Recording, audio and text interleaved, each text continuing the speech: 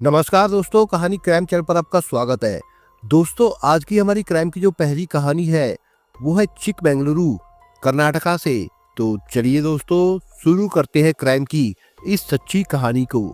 Doctor रेवांत Karnataka की राजधानी बेंगलुरु से सटे तालुका चिकमंगलुरु के गांव कादूर में लक्ष्मी नगर की सोसाइटी के आलीशान फ्लैट में अपने परिवार के साथ रहते थे। परिवार में उनकी पत्नी कविता रेवांत के अलावा एक 3 साल का बेटा और एक 7 महीने की सुंदर गोल मटोल सी बेटी थी। बेटा अंग्रेजी मीडियम में पढ़ता था। उसे सुबह 11 बजे स्कूल बस लेकर जाती थी और शाम 6 बजे सोसाइटी के सामने छोड़ती थी।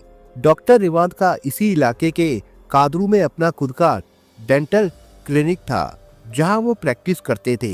इसके अलावा वो शहर के अन्य अस्पतालों का भी विजिट किया करते थे। वो घर से सुबह 10 बजे निकलते थे और रात को 10 बजे ही घर वापस आते थे। घर का सारा काम उनकी पत्नी कविता संभालती थी। ये घटना 17 फरवरी 2020 की है।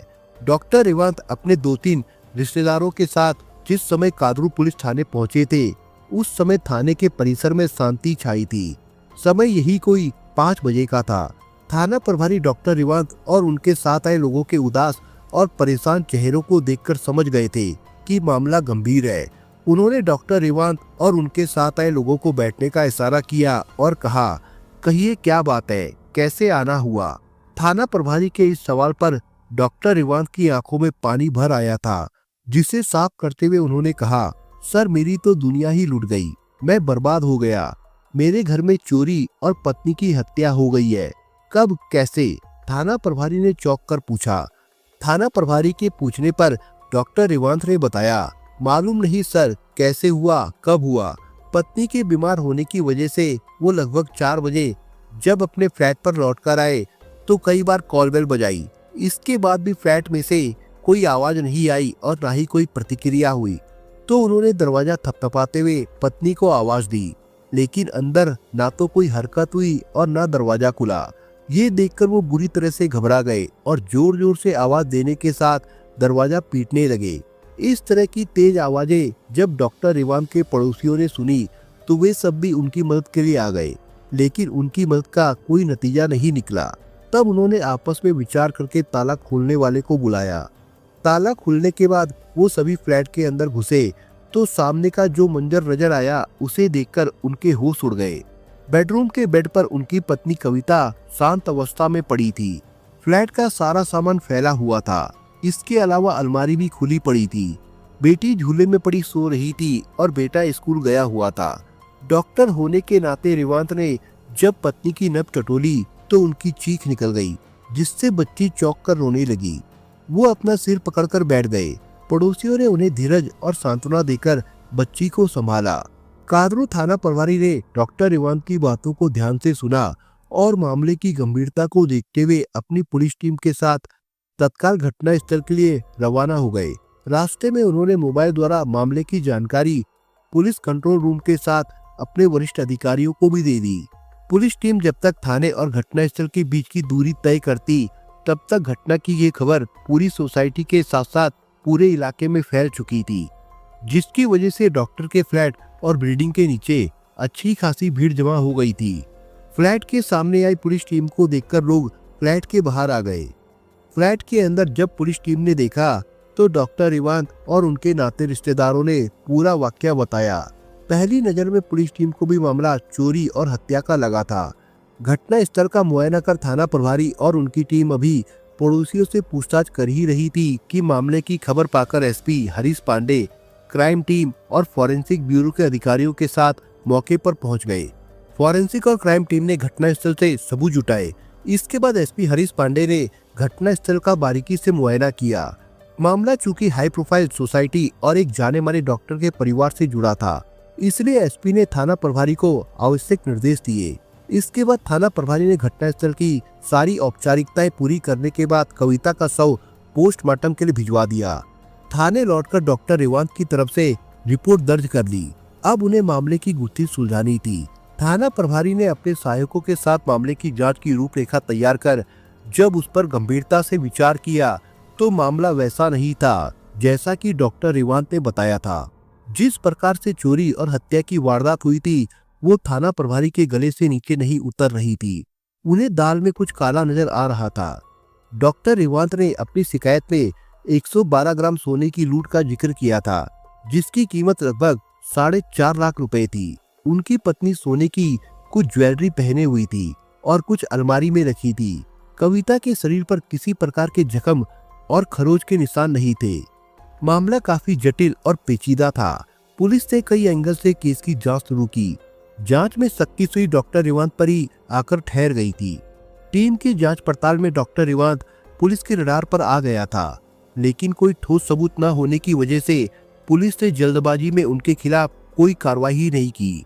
फिर एसपी हरीश पांडे के साथ विचार विमर्श करने के बाद थाना प्रभारी ने डॉक्टर रेवांत को बुलाया और सरसरी तौर पर उनसे पूछताछ करने के बाद उनका मोबाइल फोन जांच पड़ताल के लिए अपने पास रख लिया। पुलिस ने डॉक्टर रेवांत के फोन की कॉल डिटेल निकलवाकर अध्ययन किया तो चौंका देने वाली जानकारी मिली। फिर भी पुलिस टीम किसी प्रकार का जोखिम नहीं उठाना चाहती थी। उन्हें इंतजार था उनकी पत्नी कविता के पोस्टमार्टम की रिपोर्ट का। इसके पहले कि कविता की पोस्टमार्टम रिपोर्ट आती और वो डॉक्टर रेवांत को अपनी हिरासत में लेकर पूछताछ करते, डॉक्टर रेवांत की मौत की खबर पाकर वो स्तंभ रह गए। 36 साल के डॉक्टर रेवांत सुंदर और तेज तर्रार युवक थे। वो पढ़ाई लिखाई में जितने होशियार थे उतने ही महत्वाकांक्षी भी। उनके परिवार में किसी भी चीज की कोई कमी नहीं थी। उनकी इच्छा एक डॉक्टर बनने की थी, लेकिन एमबीबीएस कॉलेज में सिलेक्शन ना होने की वजह से उन्होंने बेंगलुरु के दंत मेडिकल कॉलेज में एडमिशन ले लिया। उसी दौरान उनकी मुलाकात कविता से हुई। 34 साल की कविता उडुपी जनपद की रहने वाली थी। वो होटल व्यवसाय से जुड़े बसप्पा राव बसु की इकलौती संतान थी। वो एक संपन्न व्यक्ति थे, इसलिए उन्होंने कविता की पढ़ाई एक अच्छे स्कूल में कराई। कविता अपनी पढ़ाई पूरी कर शिक्षा के क्षेत्र में जाना चाहती थी। इससे पहले उसका ये सपना पूरा होता, उसे प्रेम रोग हो गया। करीब 8 साल पहले सन 2012 में कविता और रेवांत तब मिले थे जब वो दोनों अपने एक दोस्त की बर्थडे पार्टी में शामिल हुए थे। पहली ही नजर में रेवांत कविता के दीवाने हो गए। कविता जब तक बर्थडे पार्टी में रही, वो रेवांत की निगाहों का केंद्र बिंदु बनी रही। दोस्त के परिचय कराने के बाद वो कविता से बड़ी गर्मजोशी से मिले थे। कविता सीधे सरल और खुले विचारों की युवती थी। थोड़ी सी औपचारिकता निभाने के बाद कविता भी उनकी तरफ आकर्षित हो गई थी। दोनों के दिल में प्यार के अंकुर फूटे तो वो सांसारिक जीवन के सपने देखने लगे। ये बात जब दोनों के परिवार वालों को मालूम पड़ी तो उन्होंने ऐतराज नहीं किया, बल्कि दोनों के परिवारों ने कविता और रेवांत की शादी करवा दी। अब तक कविता और रेवांत की शिक्षा पूरी हो गई थी। रेवांत को डेंटिस्ट की डिग्री मिल चुकी थी। वो अपना क्लिनिक खोलकर प्रैक्टिस करने लगे थे। शादी के बाद दोनों हनीमून के लिए लंबे टूर पर भी गए थे। कविता खुश थी। सालों का समय कैसे निकल गया इसका उन्हें आभास भी नहीं हुआ। इसी बीच कविता 2 बच्चों की मां भी बन गई। समय अपनी गति से चल रहा था। कविता तो अपना पति धर्म और परिवार की जिम्मेदारियां निभा रही थी, लेकिन डॉक्टर रेवांत अपना पत्नी धर्म नहीं निभा पा रहे थे, क्योंकि शादी के 4 साल बाद ही उनके जीवन में हर्षिता नाम की जो आंधी आ गई थी, वो उनका सब कुछ उजाड़ के अपने साथ ले गई। उनका दाम्पत्य जीवन ताश के पत्तों की तरह बिखर गया था। 32 साल के आधुनिक विचारों वाली फैशन डिजाइनर हर्षिता किसी से भी बेझिझक बातें करती थी। उसकी शादी हो चुकी थी। वो अपने पति सुदर्शन और 2 बच्चों के साथ राजराजेश्वरी नगर में रहती थी। हर्षिता बहुत महत्वाकांक्षी थी। वो चाहती थी कि उसे ऐसा जीवन साथी मिले जो उसकी तरह हैंडसम हो और उसकी भावनाओं की कदर करते हुए सभी इच्छाओं को पूरा करे। लेकिन उसके इन सपनों पर तब पानी फिर गया था जब उसकी शादी कर्नाटक राज्य परिवहन निगम के मामूली से ड्राइवर से हो गई, जो एक बार घर से निकलता था तो हफ्तों बाद लौटकर घर आता था। ऐसे में पति का प्यार और उसकी सारी ख्वाहिशें पूरी नहीं हो पाती थी। फैशन डिजाइनर होने के नाते वो स्वयं भी अच्छा खासा कमा लेती थी। इसके बावजूद पति का भी अच्छा वेतन आ जाता था। किसी चीज की कोई कमी नहीं थी, फिर भी उसका मन अशांत रहता था। ऐसे में डॉक्टर रेवांत को हर्षिता ने जब एक अस्पताल की विजिट में देखा तो वो अपने आप को रोक नहीं पाई थी और डॉक्टर रेवांत की तरफ खींची चली गई थी। डॉक्टर रेवांत से इलाज कराने के बहाने उनके करीब आई। इसके बाद उसने डॉक्टर रेवांत से व्हाट्सएप पर चैटिंग शुरू कर दी। चैटिंग के दौरान हर्षिता जिस प्रकार मैसेज और वीडियो भेजती थी वो काफी अश्लील और मन को उत्तेजित करने वाले होते थे।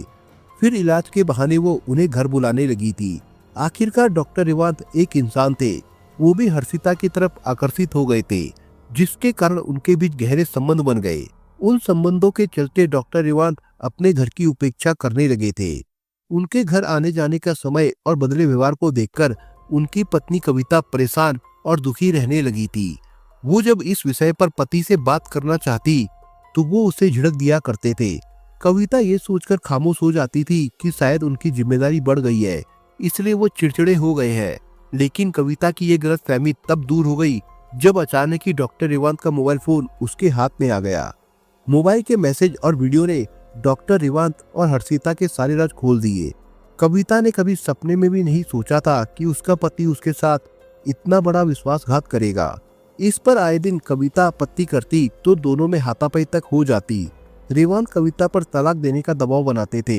हर्षिता ने तो पहले से ही अपने पति को तलाक का नोटिस दे दिया था, मगर कविता इसके लिए तैयार नहीं थी। हर्षिता और डॉक्टर रेवांत ने कविता से छुटकारा पाने के लिए एक खतरनाक योजना बनाकर मौके का इंतजार करने लगे। 2 साल तक चले इस नाटक का पर्दा तब गिरा जब अचानक कविता की तबीयत खराब हो गई और डॉक्टर रेवांत ने मौके का फायदा उठाते हुए इलाज के बहाने पत्नी को जहरीला इंजेक्शन देकर मौत की नींद सुला दिया।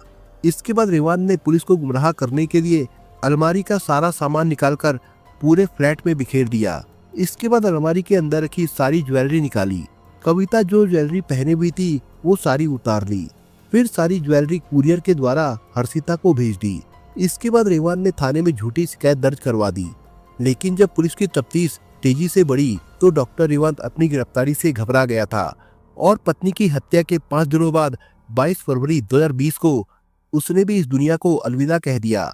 डॉक्टर रेवांत की मौत के बाद हर्षिता भी बुरी तरह से डर गई थी। पुलिस उस तक भी पहुंच सकती थी, इसलिए हर्षिता ने एक नोट लिखा और फिर उसने भी गलत कदम उठा लिया। चूंकि कविता की हत्या की जांच कादरू थाना पुलिस कर रही थी और ये दोनों मौतें कविता की मौत के मामले से संबंधित थी, इसलिए रेलवे पुलिस और राजस्थानी पुलिस ने इन दोनों केसों की रिपोर्ट थाना कादरू पुलिस के पास भेज दी। थाना कादरू पुलिस ने मामले की गहराई से जांच पड़ताल करने के बाद फाइल को एसपी हरीश पांडे को सौंप दिया था।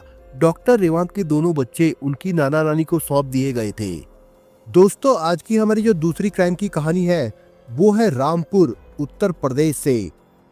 रोजाना की तरह पूनम उस दिन भी स्कूल जाने के लिए अपनी साइकिल से निकली तो रास्ते में पहले से उसका इंतजार कर रहे विकास ने उसके पीछे अपनी साइकिल लगा दी। पूनम ने विकास को पीछे आते देखा तो अपनी साइकिल की गति और तेज कर दी। विकास अपनी साइकिल की रफ्तार और तेज करके पूनम के आगे जाकर इस तरह खड़ा हो गया कि अगर वो अपनी साइकिल के ब्रेक ना लगाती तो जमीन पर गिर जाती। साइकिल संभालते हुए पूनम साइकिल से उतरकर खड़ी हुई और बोली, देख नहीं रहे हो मैं स्कूल जा रही हूँ, आज वैसे भी देर हो गई है। अगर हमें किसी ने देख लिया तो बिना मतलब का बतंगड़ बनते देर नहीं लगेगी। जिसे जो बातें बनानी है बनाता रहे, मुझे किसी की परवाह नहीं है। विकास ने बड़े प्यार से अपनी बात कह डाली। पूनम स्कूल जाने के लिए मन ही मन बेचैन थी। उसने विकास की तरफ देखा और उससे अनुरोध करते हुए बोली, देखो मुझे देर हो रही है, अभी मुझे स्कूल जाने दो, मैं तुमसे बाद में मिल लूंगी। तुम्हें जो बात करनी हो वो कर लेना। विकास पूनम की बात सुनकर नरम पड़ गया। वो अपनी साइकिल को साइड में करके पूनम के चेहरे को देखते हुए बोला, पूनम तुम मेरी आंखों में झांक कर देखो, इसमें तुम्हें बेपनाह मोहब्बत नजर आएगी। तुम्हें पता है तुम्हारी चाहत में मैं सब कुछ भूल गया हूँ। मुझे दिन रात बस तुम ही नजर आती हो। वो सब तो ठीक है विकास, पर तुम्हें ये पता है कि हम एक ही जगह के हैं और हमारे तुम्हारे घर के बीच बहुत ज्यादा फासला रही है। अगर हम दोनों इस तरह प्यार मोहब्बत की पींगे बढ़ाएंगे तो मोहल्ले वालों से हमारा प्रेम कब तक छिपा रहेगा। तुम मेरे पिता को जानते हो, बात बात में गुस्सा हो जाते हैं। अगर उन्हें हम दोनों के प्रेम की भनक लगी तो मैं बदनाम हो जाऊंगी। फिर मेरे पिता मेरी क्या गत बनाएंगे ये तो ऊपर वाला ही जाने। वो बोली, पूनम मैं सपने में भी तुम्हें बदनाम करने की नहीं सोच सकता। तुम तो मेरी मोहब्बत हो और मोहब्बत के लिए लोग ना जाने क्या क्या कर जाते हैं। तुम सिर्फ जरा सी बदनामी से डरती हो। पता है मैं तुमसे मिलने और बातें करने के लिए क्या क्या तिकड़म भिड़ाता हूँ, तब कहीं जाकर तुमसे तन्हाई में मुलाकात होती है। देखो पूनम, मैं तुम्हें बदनाम नहीं होने दूंगा। और हाँ, मैंने फैसला कर लिया है कि शादी करूंगा तो सिर्फ तुमसे, मेरी दुल्हन तुम्हारे अलावा और कोई नहीं बनेगी, फिर बदनामी कैसी। पूनम कुछ देर शांत मन से विकास की बातें सुनती रही, फिर लंबी सांस लेकर बोली, अच्छा अब बस करो, मैं स्कूल जा रही हूँ, मुझे काफी देर हो चुकी है। पूनम ने इतना कहकर अपनी साइकिल आगे बढ़ाई ही थी कि विकास मुस्कुराता हुआ बोला, हाँ जाओ, लेकिन मिलने के लिए थोड़ा सा समय निकाल लिया करो। पूनम बिना कुछ बोले अपने स्कूल की ओर बढ़ गई। पूनम के स्कूल जाने वाले रास्ते के उस मोड़ के पास विकास अक्सर उसका रास्ता रोककर कभी प्रेम से तो कभी थोड़ा गुस्से में अपने प्रेम का इजहार करने लगता था।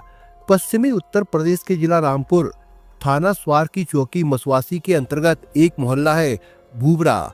वीर सिंह अपने परिवार के साथ इसी मोहल्ले में रहता था। परिवार में उसकी पत्नी के अलावा 3 बेटे और 2 बेटियां थी। वीर सिंह और उसकी पत्नी प्रेमवती दोनों दिव्यांग थे। वीर सिंह हाई स्कूल पास था। वो मोहल्ले के छोटे बच्चों को ट्यूशन पढ़ाता था। बड़ा बेटा गिरीश नौकरी करता था। बाप बेटे मिलकर परिवार का बोझ उठाते थे। वीर सिंह की बेटी पूनम खूबसूरत भी थी और चंचल भी। वीर सिंह और प्रेमवती उसे बहुत चाहते थे। पूनम एक स्थानीय स्कूल में 10वीं में पढ़ती थी। पूनम उम्र के उस पायदान पर खड़ी थी जहां शरीर में काफी बदलाव आ जाते हैं और दिल में उमंग की लहरें हिचकोले लेने लगती है। पूनम पहले से ही सुंदर थी, लेकिन जब कुदरत ने उसके बदन को खूबसूरती के सांचे में ढालकर आकर्षक आकार दिया तो उसकी सुंदरता कयामत ढाने लगी, जिसका पूनम को भी एहसास हो गया था।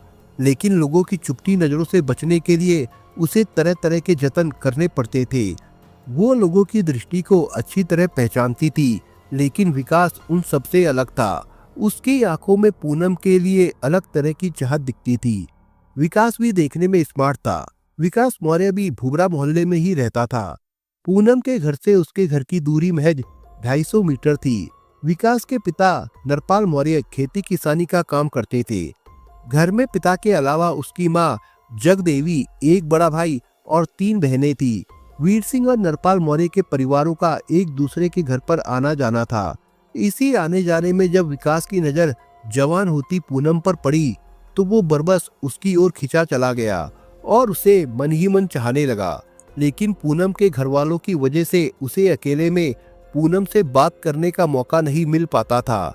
विकास हमेशा इस फिराक में रहता था कि मौका मिले तो पूनम से बात करे। संयोग से 1 साल पहले विकास को मौका मिल गया।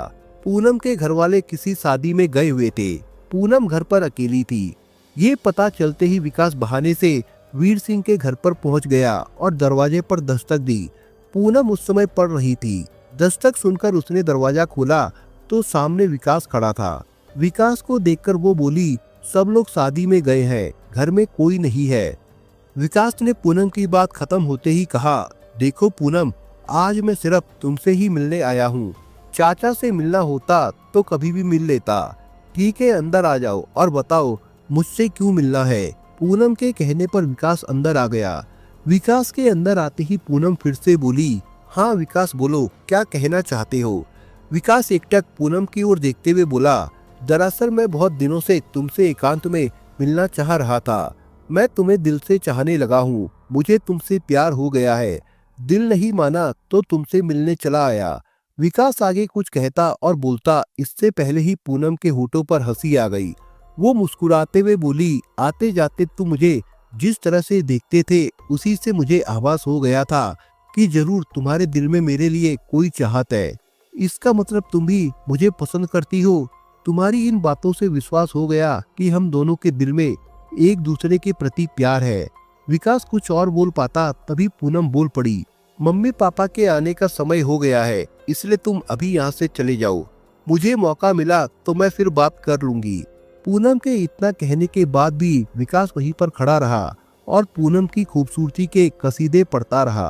पूनम से रहा नहीं गया तो वो जबरदस्ती विकास का हाथ पकड़कर उसे मेन गेट तक ले आई और उसे बाहर करके मेन गेट बंद कर दिया। लेकिन जाते जाते विकास पूनम को ये याद कराना नहीं भूला कि उसने बाद में मिलने का वादा किया है। पूनम अपने वादे को नहीं भूली और अगले दिन स्कूल जाते समय रास्ते में विकास दिखा तो उसने इशारे से बता दिया कि स्कूल से वापस लौटते समय उससे मिलेगी। विकास समय से पहले ही पूनम के वापस लौटने वाले रास्ते पर उसका इंतजार करने लगा। पूनम स्कूल से लौटी तो विकास से उसकी मुलाकात हुई। उसने विकास के प्यार को स्वीकार करते हुए कहा, मैं तुम्हारे प्यार को स्वीकार कर रही हूँ और चाहती हूँ कि हम बदनाम ना हो, इसलिए तुम्हें भी सावधान रहना होगा ताकि किसी को हमारे प्यार की भनक ना लगे। विकास पूनम के हाथों को अपने हाथों में लेता हुआ बोला, तुम भी कैसी बातें करती हो? क्या कभी कोई प्रेमी चाहेगा कि उसकी प्रेमिका की समाज में रुसवाई हो? तुम मुझ पर भरोसा रखो। समय बीतता रहा, दोनों लोगों की नजरों से बचकर चोरी छिपे मिलते रहे। दोनों का प्यार इतना बढ़ गया कि वे एक दूसरे के लिए कुछ भी कर सकते थे। बीते 9 दिसंबर को पूनम का सबसे छोटा 7 साल का भाई अंश दोपहर 2 बजे के करीब घर के बाहर खेल रहा था, लेकिन अचानक वो लापता हो गया। बड़े भाई ग्रीस ने अपने भाई बहनों के साथ उसे काफी खोजा, लेकिन उसका कोई पता नहीं चला। एक दिन पहले ही किसी अनजान युवक ने अंश को 10 रुपए दिए थे। ये बात अंश ने घर आकर बताई थी, लेकिन घर के लोगों ने इसे गंभीरता से नहीं लिया था। इसके अगले दिन ये घटना घट गई। जब किसी तरह से अंश का पता नहीं चला तो 10 दिसंबर 2019 को ग्रीस ने स्वार थाने जाकर इंस्पेक्टर सचिंदर कुमार सिंह को पूरी बात बताई। सचिंदर सिंह ने ग्रीस की तहरीर पर अज्ञात के खिलाफ धारा 363 के अंतर्गत मुकदमा दर्ज कर लिया। पुलिस ने ग्रीस और उसके पिता के मोबाइल नंबर सर्विलांस पर लगवा दिए ताकि किडनैपर फिरौती के लिए फोन करे तो ट्रेस किया जा सके। 11 दिसंबर 2019 को किडनैपर ने वीर सिंह के नंबर पर कॉल करके अंश को रिहा करने के एवज में 15 लाख रुपए की मांग की। सर्विलांस टीम और अंश के घर वालों द्वारा सूचना देने पर मसवासी चौकी इंचार्ज कुलदीप सिंह चौधरी अंश के घर गए और उसके घर वालों से पूछताछ की। जिस नंबर से कॉल की गई थी वो फर्जी आईडी पर खरीदा गया था। जिस मोबाइल में वो सिम डाला गया था उस मोबाइल में उससे पहले जो सिम डाले गए थे उनकी जांच पड़ताल करने के बाद पुलिस किडनैपर तक पहुंच गई। वो कोई और नहीं, अंश की बड़ी बहन पूनम का प्रेमी विकास मौर्य था। 12 दिसंबर को इंस्पेक्टर सतिंदर सिंह और चौकी इंचार्ज कुलदीप सिंह चौधरी ने मानपुर तिराहे से विकास मौर्य को उसके साथी अनुराग शर्मा के साथ गिरफ्तार कर दिया। दोनों से कड़ाई से पूछताछ की गई तो दोनों ने अपने 3 अन्य साथियों विकास सैनी, रवि सैनी और रोहित के नाम बताए। इन सब ने साथ मिलकर अंश का किडनैप कर हत्या कर देने की बात कबूल कर ली। साथ ही हत्या के पीछे की कहानी भी बयां कर दी। विकास मौर्य और पूनम का प्यार दिनों दिन परवान चढ़ रहा था, वो भी सबकी नजरों से बचकर। लेकिन एक दिन पूनम के छोटे भाई अंश ने दोनों को आपत्तिजनक हालत में देख लिया था। पूनम ने जैसे तैसे अंश को समझा दिया और उसे अपने साथ घर ले आई, लेकिन विकास इस बात से डर गया कि कहीं वो घर वालों को उन दोनों के बारे में बता ना दे। इसी वजह से उसने अंश का किडनैप कर उसे मार देने का फैसला किया। इस बारे में उसने पूनम को भनक तक नहीं लगने दी। उसने अपने दोस्तों अनुराग शर्मा, विकास सैनी, रवि सैनी और रोहित से बात की। दोस्ती की खातिर ये सब विकास का साथ देने को तैयार हो गए। 8 दिसंबर 2019 को अंश घर के बाहर बच्चों के साथ खेल रहा था, तभी विकास के साथ अनुराग वहां आ गया। विकास ने अनुराग को अंश की तरफ इशारा करके उसकी पहचान कराई। अनुराग अंश के पास पहुंचा और उससे प्यार से बात की, साथ ही उसे 10 रुपए दिए। मासूम अंश ने उससे 10 रुपए ले लिए। अनुराग उससे दोस्ती करके चला गया। अंश ने घर जाकर इस अनजान दोस्त से मिले पैसों के बारे में बताया तो किसी ने इस बात को गंभीरता से नहीं लिया। अगले दिन 9 दिसंबर को योजना के अनुसार दोपहर 2 बजे विकास अनुराग के साथ बाइक से अंश के घर के पास पहुंचा। रोज की तरह उस समय अंश बच्चों के साथ खेल रहा था। विकास ने उससे कहा कि उसके बड़े भैया ग्रीस उसे बुला रहे हैं, वो आगे खड़े हैं। मासूम अंश उनके साथ बाइक पर बैठ गया। आगे कुछ दूरी पर विकास, सैनी, रवि और रोहित खड़े थे। अंश को उनके साथ देखकर वे सभी उनके साथ हो लिए। अंश को वे बेलवाड़ा गांव के जंगल में ले गए। वहां रुमाल से बनाया फंदा अंश के गले में डालकर कस दिया, जिससे अंश की दम घुटने से मौत हो गई।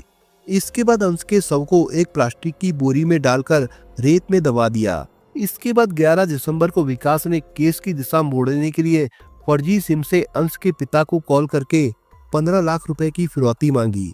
इससे केस की दिशा तो नहीं बदली, लेकिन उसके पकड़े जाने का रास्ता जरूर खुल गया। विकास की ये गलती उसे और उसके साथियों को भारी पड़ी।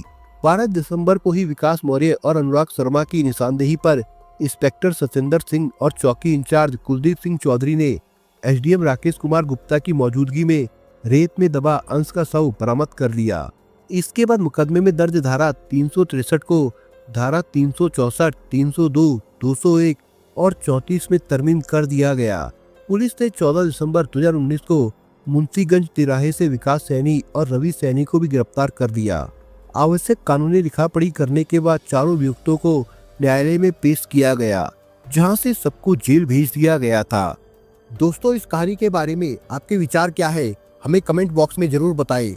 और दोस्तों, अगर आपको हमारा काम पसंद आया हो तो वीडियो को लाइक शेयर जरूर करिए। और अगर आपने अभी तक चैनल को सब्सक्राइब नहीं किया हो तो जाने से पहले चैनल को सब्सक्राइब जरूर करिए दोस्तों। धन्यवाद।